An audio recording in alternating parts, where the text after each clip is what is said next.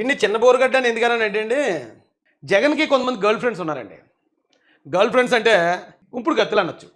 అలాగని ఆడవాళ్ళు అనుకోకండి, ఆడవాళ్ళు కాదు, మగోళ్ళే. ఏంటి వీళ్ళు ఎలాగ ఉంపుడు గత్తులు అయ్యారు రాయేష్, గర్ల్ ఫ్రెండ్స్ ఎలాగయ్యారని మీరు అడగొచ్చు. వీళ్ళు ఇప్పుడు జనరల్గా రాజకీయం అంటే ఎలా నడుస్తుందండి? నేను ఉన్నాను, రాజకీయ పార్టీ పెట్టుకున్నాను. రాజకీయ పార్టీ పెట్టినప్పుడు ఒకవేళ ఎవరితోన్నా పొత్తు పెట్టుకోవచ్చు. ఎలియన్స్, ఇప్పుడు ఎన్డీఏ ఎలియన్స్, ఇండియా ఎలియన్స్ అని ఉన్నాయి. అఫీషియల్గా పొత్తు పెట్టుకుని ఇగో మీకు ఇన్ని సీట్లు, మాకు ఇన్ని సీట్లు, మేము మీకు సపోర్ట్ చేస్తాం, మీ ఓటింగ్ మాకు సపోర్ట్ చేయండి అని వెళ్తారు. ఇది వైఎస్ రాజశేఖర రెడ్డి గారు చేశారు, అలాగే మోడీ గారు చేశారు, కాంగ్రెస్ చేసింది, తెలుగుదేశం పార్టీ అందరూ చేస్తారు. ఇది ఆ పొత్తు అనేది అఫీషియల్ పొత్తు. అయితే ఈ అక్రమ సంబంధాలు అనేవి ఎలా ఉంటాయంటే, వీడు పార్టీ పెట్టాడు, బోరుగడ్డ అనిల్ గారు కూడా పార్టీ పెట్టాడు. అంటే పార్టీ పెట్టడం అంటే ఆడు రిపబ్లికన్ పార్టీ ఏదో చెప్పవడండి. వీళ్ళు వేరు వేరు పార్టీల్లో ఉంటారు. వీళ్ళకి వైఎస్ఆర్సీపీకి అఫీషియల్గా ఏ పొత్తు ఉండదు, అఫీషియల్గా సీట్లు కేటాయింపు ఉండదు, అఫీషియల్గా ఒకరికొకరు మద్దతు చేసుకోరు. కానీ ఇండైరెక్ట్గా వీళ్ళు వైఎస్ఆర్సీపీ కోసం పనిచేస్తూ ఉంటారు. అంటే ఆల్రెడీ వీళ్ళకి భర్త ఉన్నాడు, అంటే ఒక రాజకీయ పార్టీ ఉంది. కానీ వీళ్ళు ఏం చేస్తారంటే ఇంకొకరితో కలిసి తిరుగుతూ ఉంటారు వైసీపీతోటి. అప్పుడు బోరుగడ్డ గారు చేసింది అదే. ఆడు బాగా చదువుకున్నాడు, ఆడు ఎక్కడో లండన్లోనే ఎక్కడో ఎంబీఏ చేసి వచ్చాడు, అలాగే ఈడు బాగా చదువుకున్నాడు. కానీ వీళ్ళ అక్రమ సంబంధం, వీళ్ళు జగన్మోహన్ రెడ్డి ఉంపుడు గెత్తులు. అతను ఉంచుకున్నాడు వెళ్ళి. అంటే ట్రీట్ మీ లైక్ ఏ గర్ల్ ఫ్రెండ్, అది బయటికి చెప్పరు, బయటకు కనపడినవారు, సీక్రెట్గా జరుగుతూ ఉంటుంది. వీళ్ళకి కావాల్సిన అవసరాలన్నీ తీర్చేస్తుంటారు. వాళ్ళు గర్ల్ ఫ్రెండ్ ఎలా ట్రీట్ చేస్తారో చాలామంది తెలుసండి. ఆ టైప్ ఆఫ్ ఉంపుడు గెత్తులు వీళ్ళు. వీడు ఇప్పుడు వైసీపీ కోసం పనిచేస్తున్నాడు. మొన్నదాకా టీడీపీని ఏదో ట్రై చేశాడు, టీడీపీ పడలేదు. టీడీపీకి ఉంపుడు గతిగా ఉందాం అనుకున్నాడు. కానీ టీడీపీ మాకు ఉంపుడు గతులు కట్ట అవసరం లేదురా బాబు, మేము సంసార పక్షంగా బతికేవాళ్ళు, నడిచి నువ్వు అన్నారు. అందుకని వీడు ఇప్పుడు వైసీపీకి ఉంపుడు గతిగా ఉన్నాడు. ఓకే, అది కామన్గా ఎక్కడ జరిగేదే కాబట్టి, జరుగుతుంది కాబట్టి. ఇలాంటి అక్రమ సంబంధాలు ఇప్పుడు వైసీపీ వచ్చిన తర్వాతే మొదలయ్యాయి కాబట్టి సరే కానిద్దామండి. అయితే వీడు వీడియో మాట్లాడాడు. ఏం మాట్లాడాడండి?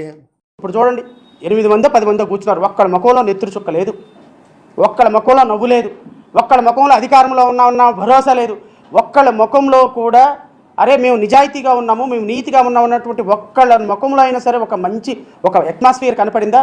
మొత్తానికి ఆ కూర్చున్న వాళ్ళ మొత్తం ముఖాల్లో చూస్తే నెత్తురు చుక్కలేదు ముఖం మీద. అన్నిటికంటే ముఖ్యంగా ప్రతి వాడి కళ్ళల్లో భయం, ఒక్కడ ఫేస్లో నవ్వలేదు. పెద్ద తప్పు చేసేప్పుడు మాత్రం మనిషిలో ఉంటాడు. రాష్ట్ర ప్రజలు గమనించండి, పెద్ద తప్పు చేసేటప్పుడు, ఒక అద్భుతం చేసేటప్పుడు అలా ఉంటాడని చెప్తాడు అక్కడ అల్లు అర్జున్. ఆ అద్భుతం అనేదాన్ని కట్ చేశారు. నిజమే, పెద్ద తప్పు చేసేటప్పుడు, ఒక అద్భుతం చేసేటప్పుడు అలా ఉంటారు. ఇక్కడ నిజంగా ఒక అద్భుతం జరగడానికి వాళ్ళందరూ ఏర్పాటై నిర్ణయం తీసుకున్న సందర్భం అది. అయితే ఒక్కడి ముఖంలో నవ్వులేదంటే నవ్వు ఎక్కడి నుంచి వస్తుందండి? ఒక పక్కన వెంకటేశ్వర స్వామి సంబంధించిన ఆలయంలో కల్తీ జరిగింది, భక్తుల మనోభావాలు గాయపడ్డాయి. ఈ సిబిఐ వచ్చి ఛార్జ్షీట్ వేసిన తర్వాత కూడా లేదు మా క్లీన్ చీట్ ఇచ్చారని దొంగలందరూ వాళ్ళు ప్రచారం చేసుకుంటూ మళ్ళీ వీళ్ళని దొంగతనాన్ని బయటికి తీసుకొచ్చిన వాళ్ళ మీద దొంగ అని ముద్రేస్తున్నారు. అది గతంలో వివేకానంద రెడ్డి గారు మాట్లాడినప్పుడు కూడా వీళ్ళు అలాగే మోసారు. ఇలాంటి దొంగ యాదవులు మనకి ప్రతిపక్షంగా ఉన్నప్పుడు ఈ రాష్ట్రానికి ఏ మేలు జరగనివ్వకుండా దేవుడు సొమ్ము కూడా 250 కోట్లు కొట్టేసి మళ్ళీ ఇలాంటి ఉంపుడు గత్తులు అందరినీ ఉపయోగించి మళ్ళీ మనల్ని తిట్టిస్తున్నారు అన్నప్పుడు నవ్వెందుకు వస్తుందరా లబ్బే రే జాడా? నవ్వెందుకు వస్తుందిరా? నవ్వుతూ ఉండాలా ఏంటి? దేవుడికి అన్యాయం జరిగినా, దేవుడు ఉండిని కొట్టేసినా మళ్ళీ తిరిగి ఆరోపణలు ఈ పార్టీ మీద చేస్తున్నా, ప్రజలందరినీ కూడా మళ్ళీ మోసం చేయడానికి ప్రయత్నాలు చేస్తున్నా నవ్వుతూ ఉండాలా? నవ్వుతూ ఎలా ఉంటారా? అలా నవ్వితే నీలాగా, లేకపోతే జగన్మోహన్ రెడ్డి గారు పరామర్శకి వెళ్ళి శవాల దగ్గరికి వెళ్ళి కూడా నవ్వుతూ ఉంటాడు చూడు, అలా నవ్వితే పిచ్చేయమనుకుంటారా? సమయం సందర్భం లేకుండా నవ్వరు ఎవరుని. వాళ్ళందరి ముఖాల్లో నిజంగా సీరియస్నెస్ ఉంది. ఏంటి దరిద్రం ఏంటి? ఇలాంటి వాళ్ళు ఉన్నారేంటి ఈ రాష్ట్రంలో? జగన్మోహన్ రెడ్డి అనే రూపంలో ఈ వైఎస్ఆర్సీపీ పార్టీ చేసే ఈ అకృత్యాలు ఏంటి? ప్రజలను ఎందుకు ఇలా మోసం చేస్తున్నారు? ఆ బాధ ఉండదా? మనం చెయ్యని తప్పును మన మీద వేసేస్తూ ఉంటే నవ్వుతూ ఉంటారా ఎవరైనా? వీళ్ళ ప్రచారం నేరం జరిగిందని తెలుసు, డబ్బులు పోయాయని తెలుసు, 250 కోట్లు కొట్టేశారు. ఇవన్నీ తెలిసిన తర్వాత కూడా వాళ్ళ ముఖాలు ఎలా ఉన్నాయంటే వాళ్ళే తప్పు చేశారు. అంటే ఇప్పుడు జాగ్రత్తగా ఆలోచిస్తే వివేకానంద రెడ్డి గారి కేసు ఈ కేసు ఒకటేనండి. వివేకానంద రెడ్డి గారి కేసు గురించి గవర్నమెంట్ పట్టించుకోపోయి ఉంటే తీసుకెళ్ళి కప్పెట్టేద్దరు. ఎప్పుడైతే గవర్నమెంట్ పట్టించుకుందో చంద్రబాబు నాయుడు చెప్పాడన్నారు. ఈ కల్తీ లడ్డు కేసులో కూడా గవర్నమెంట్ పట్టించుకోకుండా ఉంటే వీళ్ళు ఏం మాట్లాడరు, 250 కోట్లు దొబ్బేసారు, హ్యాపీగా ఉందరు. కానీ ఎప్పుడైతే పట్టించుకుని దాన్ని వెలికి తీస్తున్నారో వెంటనే చంద్రబాబు నాయుడు గారు ఇదంతా చేశారని వేసేస్తున్నారు. Same to same. దొంగను పట్టుకుంటే దొంగను రెడ్ హ్యాండెడ్గా ఎవడైతే పట్టుకున్నాడో ఆ పట్టుకున్నవాడి చేతిలో ఉన్న పర్సెంటేజ్ ఈడే దొంగ నడిచే రకాలకి, దానికి మళ్ళీ ఇలాంటి పకోడీగాళ్ళు, ఇలాంటి ఉంపుడు గత్తులు సపోర్టు. మరి ప్రజలు నమ్ముతున్నారేమో ఈ ఎదవల్లో చేసే ఈ అబద్ధాలు, ఈ అబద్ధ ప్రచారం ఈ స్థాయిలో చేస్తున్నారు. ప్రజలు కానీ మళ్ళీ ఇలాంటి అబద్ధాలు నమ్ముతున్నారేమో అనే ఆ బాధ ఉంటుంది కదా ఈ రాష్ట్రం మీద ప్రేమ ఉన్న ప్రతి ఒక్కడికి. ఆ బాధలో వాళ్ళు అలా ఉండటం తప్పలేదు కదా. ఏంటో ఈ దరిద్రం అని చెప్పి నవ్వుతూ కూర్చోలా ఏంటి? మీరు ఇన్ని ఎదవ పనులు చేస్తూ ఉంటే అధికారంలో ఉన్న వాళ్ళు నవ్వుతూ కూర్చోలా? అంటాడండి ఇలా అవి ఉంపుడు గతిగాడు అన్న మాటలు అయ్యి ఏమంటే ఇదే ఉంపుడు గతిగాడు ఇంకోటి అన్నాడు. ఇక్కడైతే ఏకంగా ఆర్థిక శాఖ మంత్రి పయ్యావుల కేశవ్ గారి గురించి మాట్లాడుతుంది ఇంపుడు గత్తె. ఈ సిట్ దాన్ని తర్వాత ఎన్డీఆర్ఐకి సంబంధించినటువంటి దానికి పంపితే వాళ్ళు ఏమన్నారు, at present we do not have the methodology to check the presence of the animal fat like tallow or fish oil. మాకు ఈ రెండింటిని చెక్ చేసేటువంటి సామర్థ్యం లేదని. ఒకవైపు ఎన్డీడీబీ కాఫ్ ఇచ్చినటువంటి రిపోర్ట్ లో ఇవి జంతువు కొవ్వు కలిసేటువంటి అనుమానం ఉంది, అవకాశం ఉంది అనే అనుమానాస్పద వ్యక్తులు అక్కడ రిపోర్ట్ వస్తుంది. కానీ ఎన్డీఆర్ఐలో ఈ రిపోర్ట్ ఎన్డీటీవీలో వచ్చింది అనేది ఇదేనండి. ఇది ఆల్రెడీ చూపించాను నేను. ఎన్నిసార్లు చూపించాలి మరి వీళ్ళు చేసి తప్పుడు ప్రచారానికి. ఇదిగో ఇందులో బీఫ్ టాలో ఉందో లాట్ ఉందని వచ్చింది ఆల్రెడీ ఎన్డీటీవీ. ఆయన అదే అన్నారు, ఎవరో కేశవ్ గారు అన్నమాట అదే. సామర్థ్యం లేదు పరీక్షలు చేసే అనేటువంటి వాళ్ళ రిపోర్ట్ని పట్టుకుని జగన్మోహన్ రెడ్డి గారు బయట మాట్లాడతారు. ఎన్డీటీబీ గుజరాత్ లో వీళ్ళు ఒక ఇన్స్టిట్యూషన్ లో దీన్ని పరిశీలించి వెతుకోవచ్చిందని ముఖ్యమంత్రి ఉప ముఖ్యమంత్రి గారు స్టేట్మెంట్ ఇచ్చారు. ఇప్పుడు సిట్ వచ్చిన తర్వాత సిట్ ఏం చేసింది, ఐసీఏఆర్ ఎన్డీఆర్ఐ కర్నల్ హర్యానాకి పంపించారు. అసలు దీంట్లో యానిమల్ ఫ్యాక్ట్ ఉన్నాయా లేవా? ఎందుకంటే ఎన్డీడీబీ రిపోర్టు గవర్నమెంట్ రిపోర్ట్ పంపించినటువంటి శాంపిల్ ప్రకారం వీళ్ళు చెప్తున్నది ఏంటి అంటే ఎన్డీడీబీ రిపోర్టు గుజరాత్ వాళ్ళు నాకు ఇవన్నీ ఉన్నాయని కన్ఫర్మ్ చేశారు కాబట్టి మీరు మాట్లాడా, నాదేం తప్పు లేదు అని శుద్ధపసు కబుర్లు ఎవరైతే ముఖ్యమంత్రి ఉప ముఖ్యమంత్రి రే కీప్ అది సొంతపోతు కబుర్లు ఏంటిరా, ఆల్రెడీ ఎన్డీడీబీ ఇచ్చిందే కదా చెప్పారు వాళ్ళు.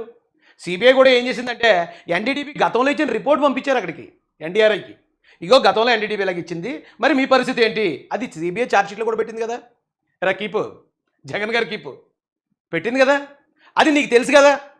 నువ్వు ఎంత చవటవన్నా ఎంత దద్దమైనా నువ్వు చదువుకున్నావు కదా. నువ్వు ఇప్పుడు ఎంత ఎదవన్నా కావచ్చు, ఒకప్పుడు గౌరవప్రదమైన స్థానంలో కూర్చున్నవాడు కదా నువ్వు. ఇప్పుడు నువ్వు కీప్గా మారిన తర్వాత రూల్స్ అన్నీ మార్చేసాడు కీప్. ముఖ్యమంత్రి చెప్తున్నారో ఇది కరెక్టా కాదా అని దీనికంటే బెటర్ గా ఉన్నటువంటి ఇంకో ల్యాబ్, ఈ ల్యాబ్ హర్యానాలో ఉంటుందండి.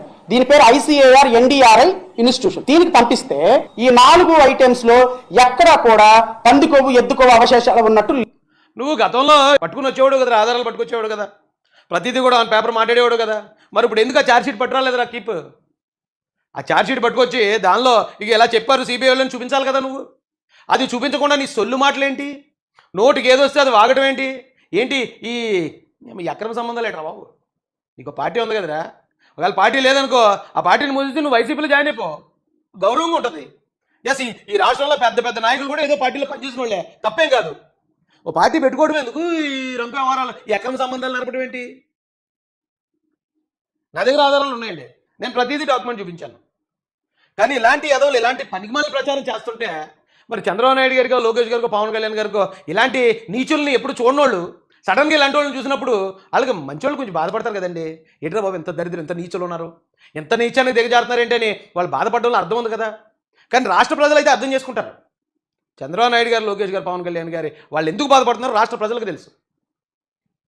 లేవు అని ఇచ్చారు. పయ్యావుల కేశవ్ గారు చెప్తారు, హర్యానాలో ఉన్నటువంటి టెస్ట్ చేసేటువంటి దానికి ఈ పందికొవ్వు ఎద్దుకొవ్వు కలిసింది అని చెప్పే టెస్ట్ చేసే ల్యాబొరేటరీకి ప్రాపర్ ఎక్విప్మెంట్ లేని కారణంగా వాళ్ళు అలాంటి రిపోర్ట్లు ఇచ్చారని గౌరవ ఫైనాన్స్ మినిస్టర్ ఈరోజు ప్రజలకు అబద్ధాలు చెప్పే ప్రయత్నం చేశారు. నేను ఊరికి అది అబద్ధం అంటాడండి వీడు.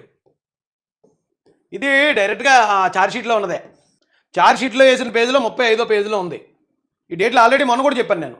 6/7/2024లో 2 ట్యాంకర్లు, 12/7/2024లో forwarded NDDB calf lab TTD received the NDDB calf test report on 16/7/2024న 23/7/2024న respectively shows ghee adulteration with vegetable and animal fat ఉందని వచ్చింది, ఆ రిపోర్ట్ వచ్చింది అని ఇప్పుడు సిబిఐ వేసిన దాంట్లో ఉంటే అబద్ధం అన్నట్టు. మరి ఏం చేయాలండి ఇలాంటి ఉంపుడు గత్తులు గడిని, ఏం చేయాలి ఇలాంటి కీపుగల్ని?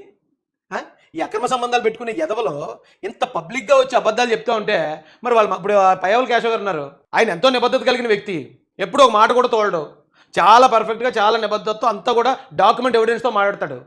మాట్లాడి అన్యాయం జరిగినప్పుడు అన్యాయం జరిగింది అని చెప్పుకొస్తున్నాడు ఆయన ఈ రాష్ట్రం తరపున. అలాంటి వాళ్ళని ఇలాంటి ఉంపుడు గత్తులతో తిట్టుతాడు జగన్. వీడొచ్చి ఏమంటాడు తెలుసా అంటే, చదువుకున్నావా అంట. ఆయన చదువుకున్నాడు కాబట్టి ఆయన నిజం మాట్లాడాడు. నువ్వు అమ్ముకున్నావు కాబట్టి నిన్ను నీ శరీరాన్ని నువ్వు అబద్ధం మాట్లాడుతున్నావురా ఉంపుడు గత్తే. నువ్వు అమ్ముడిపోయావు, నీ శరీరాన్ని అమ్ముకున్నావు, నీ తెలివిని అమ్ముకుంటున్నావు. నువ్వు ఒకడికి మరో పార్టీకి ఉంపుడు గత్తిగా ఉన్నావు. నీకు పార్టీ ఉన్నా అఫీషియల్గా నీకేమైనా పొత్తుందా? పోనీ నీకేమైనా ఒక సీట్ 2 సీట్లు ఏమైనా కేటాయించాడా జగన్? ఎందుకురా, ఎందుకు ఈ కాళ్ళు నాకే వ్యవహారం, ఎందుకు ఈ సంకల్ నాకే వ్యవహారం? అది మళ్ళీ అబద్ధాలు చెప్పడానికి. సరదాగా గూగుల్ని అడిగా, ఎన్డీడీబీ గుజరాత్ లో ల్యాబ్ గొప్పదా, హర్యానాలో ఉన్న ఎన్డీఆర్ఐ ల్యాబ్ గొప్పదా, ఈ రెండిట్లో ఏది సుపీరియర్ ల్యాబ్ అని చెప్పి నేను ఊరికే గూగుల్ని అడిగా. ఎన్డీఆర్ఐ ఇండియాలోనే నెంబర్ 2 ల్యాబ్ అంట. అంటే సిట్ వెరిఫై చేయమని ఈ శాంపిల్స్ గూగుల్లో ఒకవేళ ఎవడేది పెట్టినా గూగుల్లో ఉంటుంది, కొన్ని నిజాలు కూడా ఉంటాయి, నేను కాదని అంటలే. కానీ ఇటు గూగుల్ని అడగడం ఏంటి? సిబిఐ ఛార్జ్షీట్ ఎదురుగా ఉండగా సిబిఐ ఛార్జ్షీట్ని అడిగితే చెప్తుంది కదా. గూగుల్ని అడగడం ఏంటి, యూట్యూబ్ని అడగడం ఏంటి, ట్విట్టర్ని అడగడం ఏంటి? అసలు దీనికి సంబంధం ఉందండి ఏమన్నా? ఇదిగోండి వాళ్ళు వేసిన ఛార్జ్షీట్లో ఉంది. ఇది dated 72 samples analysed using PCR based method, అందులో అనలైజ్ చేశారట. ఇక్కడ ఏమన్నాడు, but not detected lord in any of the 4 samples. అంటే మాకు లార్డ్ కనపడలేదన్నాడు, నిజమే, పందికో కనపడలేదు అన్నాడు. కానీ వాడే ఇక్కడ ఏమన్నాడండి, ఇక్కడ చూడండి, లిమిట్ డిటెక్షన్ ఎల్ఓడి 10% పైన ఉంటేనే మేము చేయగలం. ఒక 100 గ్రాములు ఉన్న దగ్గర ఒక 10 గ్రాముల కన్నా ఎక్కువ కలిస్తేనే కల్తీ వాళ్ళు కనిపెట్టగలరట. ఇక లిమిట్ అది క్లియర్గా ఇచ్చాడండి. ఇక చూడండి, డిటెక్షన్ లిమిట్ 10% కన్నా పైన ఉంటేనే క్లియర్గా ఉంది ఇక్కడ. అదే ఎప్పుడైనా పయ్యావుల కేశవ్ గారు అది చెప్తే అది అబద్ధం చెప్పాడని వీడు నోటు మాటతో చెప్పేస్తున్నాడు. ఈ కీప్ గడ్ నోటు మాట, ఏ ఎవిడెన్స్ లేదు, జస్ట్ నోటుతో చెప్పేస్తున్నాడు అంతే. ఆ పయ్యావుల కేశవ్ గారు అబద్ధం చెప్పారు, నేను చెప్పింది ఆయనేమో ఆధారంతో అక్కడ డాక్యుమెంట్ ఎవిడెన్స్తో ఆయన చెప్తాడు. ఈ బోగ్గడు వచ్చి ఏమి లేకుండా నోటుతో చెప్పేస్తున్నాడు అది అబద్ధం అని. మరి ఇలాంటి ఎదవలు ఉన్నప్పుడు బాధపడతారు కదండి, వాళ్ళ మనసు బాధ కలుగుతుంది కదా. వాళ్ళు నిజాయితీగా పనిచేస్తున్నప్పుడు, రాష్ట్రం కోసం పనిచేస్తున్నప్పుడు తప్పు చేసిన ఎదవలు అంటే, దొంగలు అంటే వాళ్ళే తిరిగి మన మీద బ్లేమ్ వేసేస్తూ ఉంటే మరి బాధ కలకి ఏం జరుగుతుందండి? నవ్వు వస్తుందా? ఎందుకు వస్తుంది నవ్వు? ఏమండి, TV9 ఎవరికి అనుకూలంగా పనిచేస్తుందండి? TV9 గతంలో లోకేష్ గారి మీద ఒక తప్పుడు స్టోరీ ఇచ్చేసిందని నేను గట్టిగా ఇచ్చేస్తే నా మీద కూడా కేసు పెట్టారు వీళ్ళు. ఆంధ్రలో 2, తెలంగాణలో 2. అంటే కంప్లీట్ జగన్ కొరకు కోసమే పనిచేసింది ఇది TV9. అలాంటి TV9 కూడా ఏం చెప్తుందండి? కల్తీ నెయ్యి రిపోర్ట్ పై ఒక విచిత్రమైన వాదన జరుగుతోంది. నెయ్యిలో జంతువుల కొవ్వు కలవలేదు, అదంతా తమ పార్టీపై టీడీపీ వేసిన అభాండం అని వైసీపీ విరుచుకుపడుతోంది. కొవ్వు కలవలేదనే మాటే గాని అది అసలు నెయ్యే కాదు అన్న సంగతి తెలిసిందిగా, దాని గురించి ఎందుకు మాట్లాడట్లేదు? కల్తీ అనే మ్యాటర్ పక్కకెళ్లిపోయి జంతువుల కొవ్వు కలిసిందా లేదా అనే దగ్గరే పోట్లాడుకుంటున్నారు. శ్రీవారి లడ్డూ ప్రసాదంలో కల్తీ నెయ్యి వాడారు అని అనడం కూడా తప్పేనేమో. ఎందుకంటే నెయ్యిలో అదో ఇదో కలిపితే దాన్ని కల్తీ నెయ్యి అంటారు. అది అసలు నెయ్యి కాదు అన్నప్పుడు కల్తీ నెయ్యి అనే మాట తప్పే అవుతుందిగా. సిబిఐ సిట్ ఫైనల్ రిపోర్ట్ ఈ నెయ్యికి ఒక పేరు పెట్టింది, సింథటిక్ ఘీ 0% మిల్క్ ఫ్యాట్ అని. అంటే చుక్క పాలు గాని గ్రాము వెన్న గాని లేకుండా తయారు చేసిన ఒక కెమికల్ నెయ్యి అది. చాలా మంది నెయ్యిని టెస్ట్ చేయడానికి ఒక చుక్క చేతి మీద వేసుకుని దాన్ని రుద్ది వాసన చూసి అసలు అది ఒరిజినల్ కాదు చెప్పేస్తూ ఉంటారు. కానీ తిరుమలకి వెళ్ళిన ఆ కల్తీ నెయ్యిని 2 వేళ్లతో రుద్ది చెప్పలేరు. ఎందుకంటే అందులో కలిపింది బీటా కెరోటిన్. అచ్చంగా నెయ్యి వాసన, నెయ్యి రంగునిచ్చే కెమికల్ అది. పైగా ఎసిటిక్ యాసిడ్ ఈస్టర్ ని వాడారు. ఇది కలిపితే క్వాలిటీ టెస్టుల్లో కూడా అది స్వచ్ఛమైన నెయ్యే అనే రిపోర్ట్ వస్తుంది. దీనికి తోడు మోనోగ్లిసరైడ్స్ వంటి రసాయనాలను కూడా కలిపారు. ఇది RM వాల్యూని తారుమారు చేసేస్తుంది. అంటే కల్తీ నెయ్యిని సైతం అసలైన నెయ్యిగా చూపిస్తుంది. ఈ వివరాలన్నీ సిబిఐ సిట్ రిపోర్ట్ లో ఉన్నవే. 2021 నుంచి 2024 మధ్య జరిగిన కల్తీ నెయ్యి చాలండి, ఇంకేమైనా కావాలండి? ఇది నేను అనేవాడిని ఇంతకుముందు, 2వ సాక్షి TV9 అని. అంటే అంత విశ్వాసంగా పనిచేసింది జగన్కి. అలాంటి ఛానల్ కూడా ఈవేళ నిజాన్ని ఉన్నట్టు చెప్తుందండి. ఎలాంటి కెమికల్స్ వాడారు, ఎలాంటి యాసిడ్స్ వాడారు, అసలు అందులో పాలుకు సంబంధించింది ఏమీ లేదు. 100% అది కల్తీ అంటాడు. కల్తీ అని కూడా అనకూడదు. అంటే కల్తీ అంటే దాంట్లో 1 లీటర్ పాల్లో 1 అర లీటర్ నీళ్ళు కలిపితే కల్తీ. అసలు అది పాలే కాకుండా వేరే ఏదైనా పదార్థం అయితే నకిలీ, కంప్లీట్ నకిలీగా లేళ్ళు. గతంలో వచ్చిన ఎన్డీటీవీ రిపోర్ట్ ద్వారా కొంచెం ఈ ఫ్యాక్ట్లు కలిసి ఉంటాయేమో అని చెప్పారు చంద్రబాబు నాయుడు గారు, పవన్ కళ్యాణ్ గారు. కానీ అంతకన్నా దారుణంగా 100% నకిలీ. ఇది ఎంతో కొంత కలవటం కాదండి, 100% అది నకిలీ పదార్థం, అది కెమికల్ పదార్థం. అప్పుడు ఇంకా అంతకుముందు మాట్లాడిన దానికన్నా పెద్ద నేరం కదా ఇది. అయితే వాళ్ళు తెలివితేటలు మనం మెచ్చుకోవాలి. బాబాయ్ నాళ్ళే లేపేసి చంద్రబాబు నాయుడు గారే చంపేశారని నమ్మించారండి. నమ్మిస్తాం అందరం. అయితే ఇంకోటి ఏంటి, ఇది ఒకవేళ చంద్రబాబు గారు కానీ పవన్ కళ్యాణ్ గారు కానీ 2024 ఎలక్షన్కి ముందు ఎలక్షన్ క్యాంపెయిన్లో కనుక ఈ లడ్డూ విషయం ఇలా మాట్లాడుంటే, లేదా ఇలా రాజకీయానికి ఉపయోగించుకున్నారు అనుకుందామండి. ఎలాగా 2019 ఎలక్షన్కి ముందు జగన్ గారు కోడికత్తి డ్రామా, గొడ్డల డ్రామా ఆడినట్టు కనుక ఇప్పుడు 24కు ముందు చేసి ఉంటే వీళ్ళు రాజకీయ కోసం చేశారు అనుకుందాం. వాళ్ళు అప్పుడు చేయలేదు. వాళ్ళు ఆల్రెడీ 164 సీట్లు నెగ్గిన తర్వాత ఆ ఎన్డీడీబీ ఏదైతే రిపోర్ట్ ఇచ్చిందో ఆ రిపోర్టు చెప్పారు అంతే. పాపం వాళ్ళ మీద మరి ఇంత దుష్ప్రచారం జగన్మోహన్ రెడ్డి వాళ్ళ మీద పడిపోతూ ఉంటే ఎలా ఉంటుందండి వాళ్ళకి? వాళ్ళకి తెలియదు ఇంత కన్నింగ్ నాటకాలు ఆడడం, లేకపోతే ఇంత అబద్ధాలు ప్రచారం చేయడం, ఏదో పనులు చేయడం, ఏదో పనులు ఎదుటోళ్ళ మీద వేసేయడం, వాళ్ళకి తెలియక పైగా వీళ్ళని ఎలాగ కరెక్ట్గా కట్టడి చేయాలనేది కూడా ఇంకా వాళ్ళు ఆలోచించలేదు. ఇంత దారుణంగా ఉంటారని వాళ్ళు అనుకోరు కదండి. లేదంటే ఈ పాటికే ఈ ఎన్డీటీవీ రిపోర్ట్ పట్టుకుని ఒక సిఐడి సిట్ వేసి మొత్తం జగన్ గారిని మొత్తం అందరిని అరెస్ట్ చేయించారు వాళ్ళు. ఎప్పుడైతే అది వచ్చిందో ఇక ఇందులో పందుకో ఉంది, ఇది ఎన్డీటీవీ రిపోర్ట్ మొత్తం జనాల దగ్గర ఉంది పాటికి. లేదా ఇప్పుడు సిట్ వేసిన ఛార్జ్ షీట్ అట్లీస్ట్ ఆ ఛార్జ్ షీట్లో వచ్చిన 36 పేర్లు, ఆ తద్వారా వచ్చిన 250 ఆ ఛార్జ్ షీట్ ఇప్పుడు ఎంతమంది దగ్గర ఉందండి? ఎంతమంది మాట్లాడారు దాని మీద ఇప్పుడు దాకా? అదే జగన్ అయి ఉంటే ఈ పాటికి ప్రతి ఒక్కడింటికో ఛార్జ్ షీట్ ఇంటింటికి వెళ్ళి గడపకు పంచేది. అలాగే ఒకవేళ వీళ్ళ పేర్లు ఉన్నట్టు కనుక తెలుగుదేశం వాళ్ళ పేర్లు కానీ అందులో ఉండుంటే ఈ పాటికి ప్రతి ఇంటికి గడపకు ప్రోగ్రాం పెట్టి ఆ ఛార్జ్ షీట్ పంచేది. అలా చేస్తున్నారు వాళ్ళు. ఆ స్థాయిలో కూటమి అంత కన్నింగ్నెస్ లేకపోతే అంత ఇది లేదు. మనం ఇప్పుడు పెట్టుబడులు రావాలి, అక్కడ ఈ కంపెనీలు ఓపెన్ చేస్తున్నాం, ఇక్కడ ఎన్ని ఉద్యోగాలు వస్తున్నాయి, ఆ గవర్నమెంట్ ఉద్యోగం అలాగే ఉన్నారు పాపం వాళ్ళు. అలాంటి వాళ్ళ మీద మళ్ళీ ఇలాంటి తప్పుడు ప్రచారం, అలాంటి తప్పుడు నా కొడుకులు ఉన్నారు. ఇందాక నేను చూపించాను ఒక ఉంపుడు గతికండి. ఇలాంటి వాళ్ళు మాట్లాడుతున్నప్పుడు వాళ్ళకి బాధ అనిపిస్తుందండి. పరిపాలన చేయలేరు తిన్నగా, మనశ్శాంతిగా వాళ్ళు ప్రశాంతంగా పరిపాలన చేయనివ్వట్లేదు వాళ్ళని. ఎన్ని తెలిసినా కూడా ఇంకా